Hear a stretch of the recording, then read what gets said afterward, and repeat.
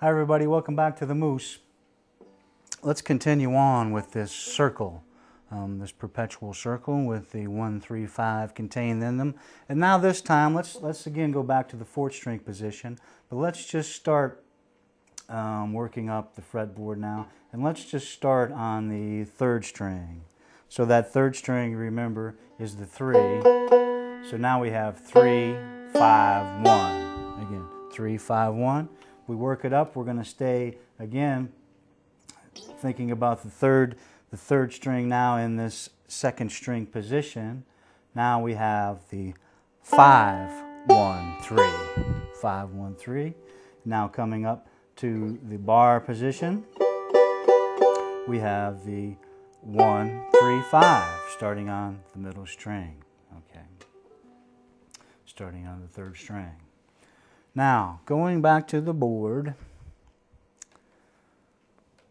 again, the major, this was the formula for the major triad, 1 plus the 3 plus the 5. Now, the formula for the minor triad, the minor chord, is the 1 plus the flatted 3rd plus the 5th, okay? So, that's really all we have to worry about is that flatted 3rd, okay? Now these formulas, the major and the minor, they're the first two that we're learning right now. These formulas do not change, okay? They are set in stone. No matter what instrument you're playing or whatever you're playing it on, whether it be piano or mandolin, fiddle. Of course, the fiddle is mostly double stops, but most string instruments, the 1, 3, 5 for the major, and now the formula for the minor is the 1 plus the flatted 3rd plus the 5th. Okay. So now we know to flat a note that we take it back 1/2 step or 1 fret. Okay. So if we look at the 4th string position and looked at the 3rd string that's fretted just behind the 4th fret. If we drop that back, okay, 1/2 step or 1 fret, that means that note has been flatted.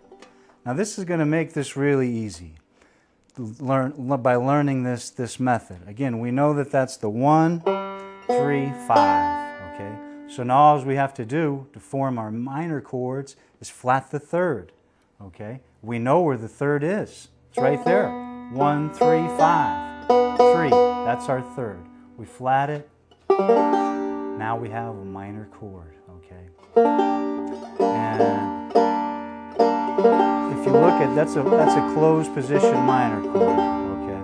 So what I like to start out with is in the G minor, we just bar in the first 3 strings with the index, and now we're coming up, and again, just like the 4th string position, but we're just again dropping that 3rd string back 1/2 step or 1 fret. So there's our minor chord in the closed position. Let's come up to the 2nd string position now, and we know that this is a G major chord because again, the second string is a G note fretted just behind that 8th fret.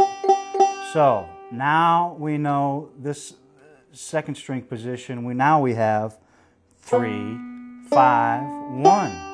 So all's again, we know where the 3 is. It's right there. It's also up there on our both our 4th and 1st strings. So now what we're going to do is we're going to flat them both. Again, we're going to bring them down 1/2 step or 1 fret. You know what we got? We got the G minor chord. That's how simple it is. So, G major,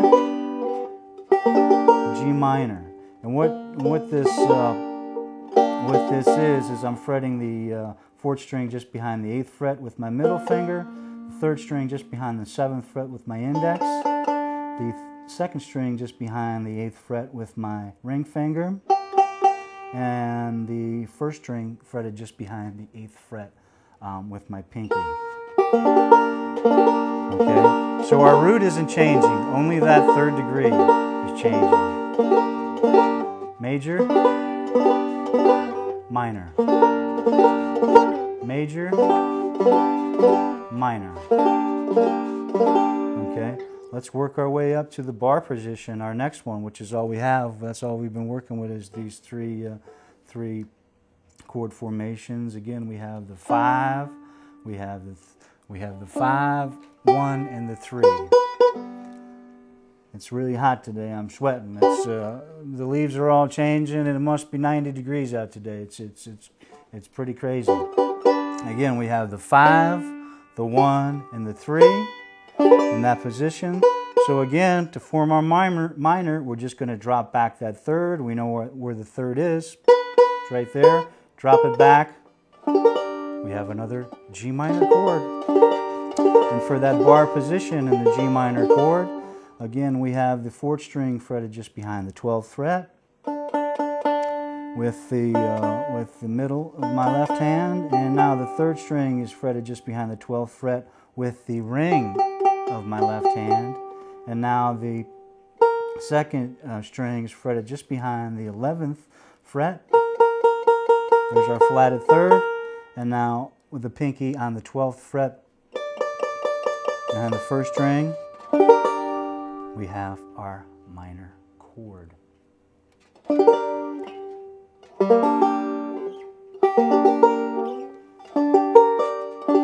So, again, knowing what the major chord was and how that system of 1, 3, 5 worked throughout the major chord triads, now all you have to do to know all your minor triads over the entire portion of the neck is know this formula. And all we're doing, again, is we're flatting the 3rd within it. I'm gonna explain, go over just a little bit more with these minor chords, everybody, in the next series, and we'll probably wrap it up for this one. So we'll see you next time right here on The Moose.